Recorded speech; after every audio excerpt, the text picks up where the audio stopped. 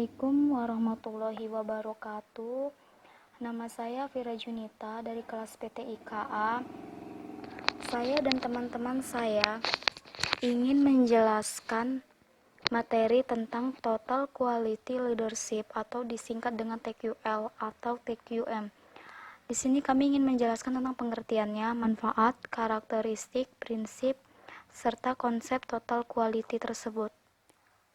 Sebelum kita mengetahui pengertian tentang total quality, kita ingin mengetahui tentang tujuan dibuat total quality ini yaitu untuk meningkatkan laba perusahaan dalam kinerja manajerial manajemennya, serta mengatasi kendala atas kinerja manajerial maupun yang mengganggu kegiatan kinerja manajerial.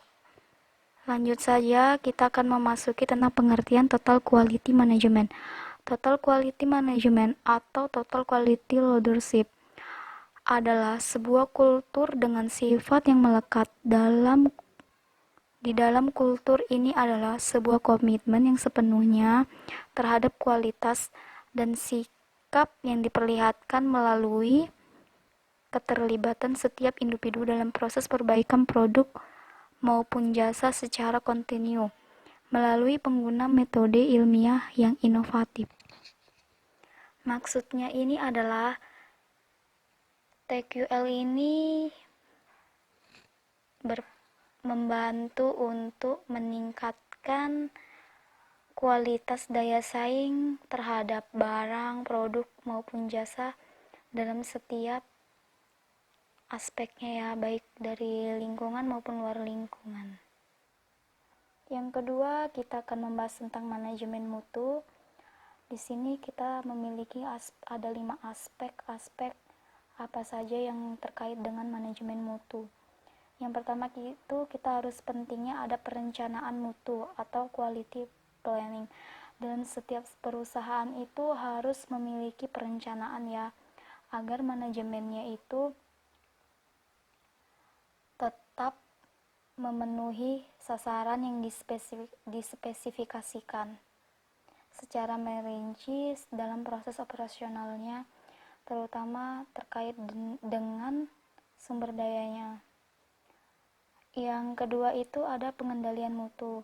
Dalam setiap perusahaan itu harus memiliki quality control, di mana tujuannya adalah untuk mengetahui teknik-teknik serta aktivitas operasional yang digunakan untuk memenuhi persyaratan mutu.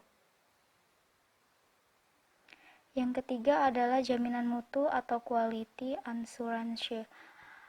Ini merupakan tindakan terencana yang sistematik yang diimplementasikan guna untuk memberikan kepercayaan atas barang, produk maupun jasa yang dihasilkan memenuhi persyaratan mutu, yang tujuannya adalah untuk menjamin kualitas produk barang yang ada di perusahaan yang terjamin kualitasnya.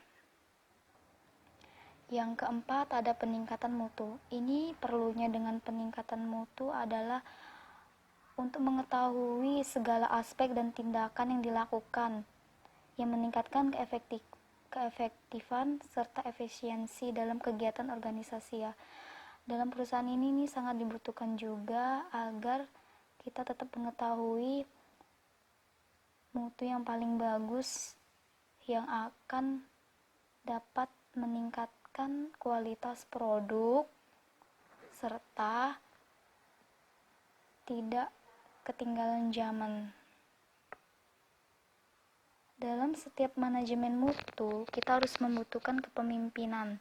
Kepemimpinan ini yang melibatkan semua karyawan yang mengatur dalam memuaskan pelanggan dan membangun kualitas ke dalam setiap sistem dan proses dalam organisasi yang tujuannya adalah agar seseorang ini memiliki kepemimpinan yang bijak dan teratur dalam mengkoordinir setiap karyawannya. Selanjutnya akan dibacakan oleh teman saya. Karakteristik total quality leadership dalam manajemen. Yang pertama, fokus pada pelanggan. Fokus pada pelanggan berarti setiap produk yang dihasilkan oleh perusahaan bertujuan untuk memenuhi kebutuhan dan kepuasan pelanggan. Yang kedua, obsesi terhadap kualitas. Setiap karyawan akan berusaha secara agresif semaksimal mungkin untuk mencapai kualitas terbaik dari produk yang dihasilkan, bahkan melampaui harapan pelanggan dan tidak mudah puas akan kualitas tersebut. Yang ketiga, pendekatan ilmiah. Pendekatan ilmiah diperlukan untuk mendesain pekerjaan, mengambil keputusan, dan juga pemecahan masalah yang berkaitan dengan pekerjaan. Yang keempat, komitmen jangka panjang. Dalam menerapkan TQM, diperlukan komitmen dari masing-masing anggota untuk membentuk budaya perusahaan baru. Yang kelima, kerjasama tim. Kerjasama tim harus terjalin dengan baik antar karyawan perusahaan maupun dengan pemasok, pemerintah, dan masyarakat. Karena kerjasama tim memberikan hasil yang lebih baik daripada secara individu. Lalu, perbaikan sistem kesinambungan. Perbaikan sistem yang dilakukan secara menerus atau update dapat meningkatkan kualitas produk dan jasa yang dihasilkan. Selanjutnya, pendidikan dan pelatihan. Dengan mengikuti pendidikan dan pelatihan, diharapkan dapat meningkatkan kemampuan, keahlian, dan keterampilan. Lalu, kebebasan yang terkendali. Setiap karyawan bebas untuk terlibat dalam pengambilan keputusan dan pemecahan masalah di dalam perusahaan. Namun, keterlibatan itu harus dibatasi agar TQM dapat terlaksana dengan baik. Lalu, kesatuan tujuan. Agar TQM dapat diterapkan dengan baik, maka perusahaan harus memiliki kesatuan tujuan yang sama. Lalu yang terakhir, adanya keterlibatan dan pemberdayaan karyawan. Keterlibatan dan pemberdayaan karyawan dilakukan untuk meningkatkan kemungkinan dihasilkannya keputusan yang lebih baik, rencana yang lebih baik, dan rasa memiliki dan tanggung jawab dalam perusahaan. Dan selanjutnya ada prinsip total quality leadership dalam manajemen, terbagi dalam 4 bagian. Yang pertama, kepuasan pelanggan. Kebutuhan pelanggan internal eksternal harus selalu dipuaskan, baik seperti produk, pelayanan, harga, keamanan, dan ketepatan waktu. Yang kedua, ada respect terhadap semua orang. Sebuah perusahaan harus dipandang sebagai sumber daya yang paling bernilai karena memiliki talenta tersendiri. Karena itu harus diperlakukan dengan baik dan diberikan kesempatan dalam berpartisipasi dalam tim, dalam mengambil suatu keputusan. Yang ketiga, ada manajemen berdasarkan fakta. Pengambilan setiap keputusan dalam perusahaan harus berdasarkan fakta yang telah dipastikan kebenarannya, bukan hanya berdasarkan perasaan dan pengalaman semata. Dan yang terakhir, ada perbaikan berkesinambungan. Setiap perusahaan harus melakukan perbaikan berkesinambungan untuk mencapai suatu kesuksesan.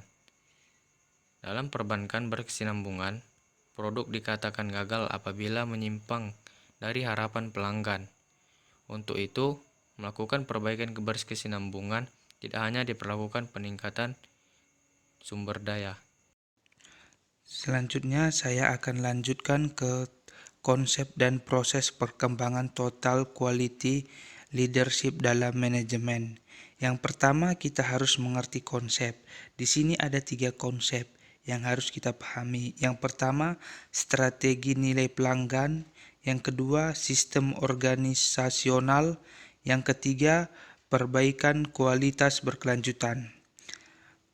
Sekarang kita masuk ke proses perkembangan. Ada beberapa era di dalam proses perkembangan quality leadership. Yang pertama, kita masuk era tanpa mutu, di mana pada abad ke-18 produk barang tersebut tidak memperhatikan mutu. Kondisi ini mungkin terjadi jika perusahaan tersebut tidak memiliki pesaing atau monopoli. Yang kedua, kita masuk ke era inspeksi, di mana pada zaman ini mutu hanya melekat pada produk akhir. Dengan kata lain, mutu hanya dikaitkan dengan produk yang rusak atau cacat. Di negara barat sekitar tahun 1800-an, di mana produsen mulai mendapat pesaing dan produksi yang digunakan adalah produksi misal pemilihan terhadap produk akhir dilakukan dengan melakukan inspeksi atau operasi. Yang ketiga, kita masuk ke era statistical quality control. Pada era ini dimulai pada tahun 1930 yang dikenalkan oleh Walter H. Seaford. Jika pada zaman introspeksi terjadi penyimpangan atribut produksi yang dihasilkan dari atribut standar atau terjadi cacat, departemen tersebut tidak dapat mendeteksi apakah penyimpangan tersebut disebutkan karena kesalahan pada produksi atau hanya karena kebetulan. Sekarang kita masuk ke era yang keempat, era quality assurance. Di era ini, konsep mutu mengalami perluasan. Jika dulu hanya terbatas pada produksi, kini mulai berambah ke tahap desain dan koordinasi. Di departemen jasa, seperti bengkel, energi, perancangan, dan pengendalian produksi, serta pergudangan. Yang selanjutnya, era strategis quality management atau total quality management. Banyak yang beranggapan bahwa TQM berasal dari Jepang. TQM banyak dipengaruhi perkembangan di Jepang.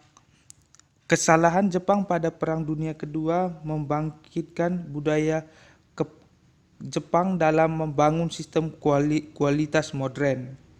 Jadi Jepang itu tersebut negara yang maju karena dia menerapkan era strategis quality management.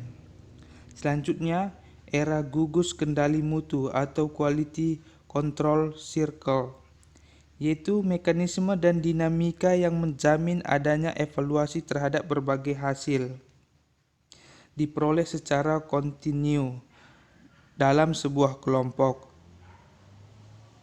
Setiap anggota kelompok melakukan hal tersebut dengan memotivasi dan kesadaran yang mendalam akan tanggung jawab sebagai anggota organisasi yang hidup matinya tergantung dari kondisi organisasi tempat ia bekerja tersebut.